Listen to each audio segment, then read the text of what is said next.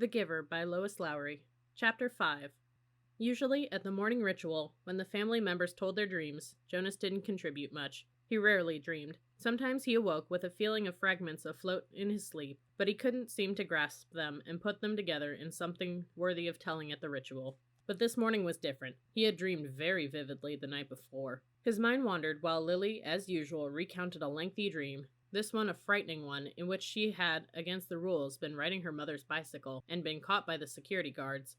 They all listened carefully and discussed with Lily the warning that the dream had given. "Thank you for your dream, Lily." Jonas said the standard phrase automatically and tried to pay better attention while his mother told of a dream fragment, a disquieting scene where she had been chastised for a rule infraction she didn't understand. Together they agreed that it probably resulted from her feelings when she had reluctantly dealt punishment to the citizen who had broken the major rules a second time. Father said that he had no dreams. "Gabe," Father asked, looking down at the basket where the new child lay gurgling after his feeding, ready to be taken back to the nurturing center for the day. They all laughed. Dream tellings began with threes. If new children dreamed, no one knew. "Jonas," Mother asked. They always asked, though they knew how rarely Jonas had a dream to tell. "I did dream last night," Jonas told them. He shifted in his chair, frowning. "Good," Father said. "Tell us." "The details aren't clear, really," Jonas explained, trying to recreate the odd dream in his mind. "I think I was in the bathing room at the House of the Old." "That's where you were yesterday," Father pointed out. Jonas nodded. "But it wasn't really the same. There was a tub in the dream, but only one.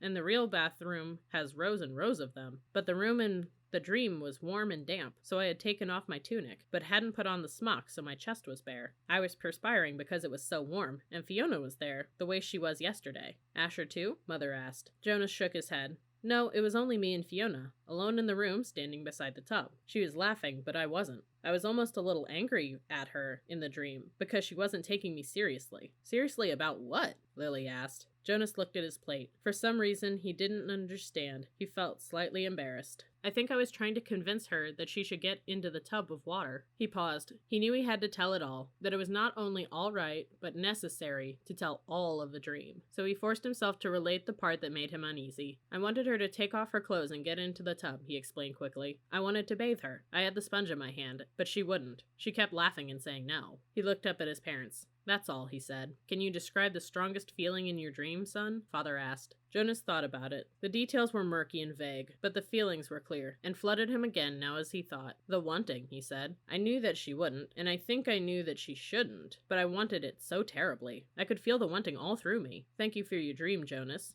Mother said after a moment. She glanced at Father. "Lily," Father said, "it's time to leave for school. Would you walk beside me this morning and keep an eye on the new child's basket? We want to be certain he doesn't wiggle himself loose." Jonas began to rise to collect his school books. He thought it was surprising that they hadn't talked about his dream at length before the thank you. Perhaps they found it as confusing as he had. "Wait, Jonas," Mother said gently. "I'll write an apology to your instructor so that you won't have to speak one for being late." He sank back down into his chair, puzzled. He waved to Father and Lily as they left the dwelling, carrying Gabe in his basket. He watched while Mother tidied the remains of the morning meal and placed the tray by the front door for the collection crew. Finally, she sat down beside him at the table. "Jonas," she said with a smile, "the feeling you described as the wanting, it was your first stirrings. Father and I have been expecting it to happen to you. It happens to everyone. It happened to Father when he was your age, and it happened to me. It will happen someday to Lily. And very often," Mother added, "it begins with a dream." Stirrings. He had heard the word before. He remembered that there was a reference to the stirrings in the Book of Rules, though he didn't remember what it said, and now and then the speaker mentioned it.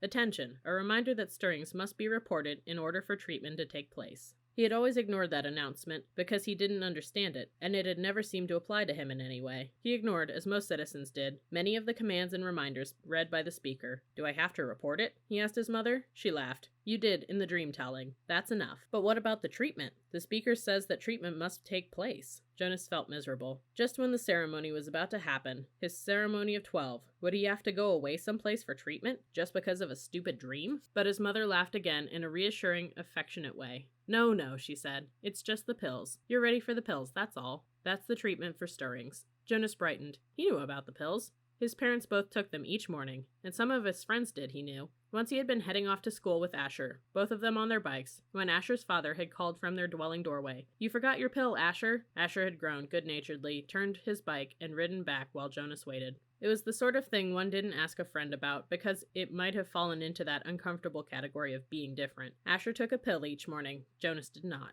Always better, less rude, to talk about things that were the same. Now he swallowed the small pill that his mother handed him. "That's all?" he asked. "That's all," she replied, returning the bottle to the cupboard. "But you mustn't forget. I'll remind you for the first weeks, but then you must do it on your own. If you forget, the stirrings will come back. The dreams of stirrings will come back. Sometimes the dosage must be adjusted."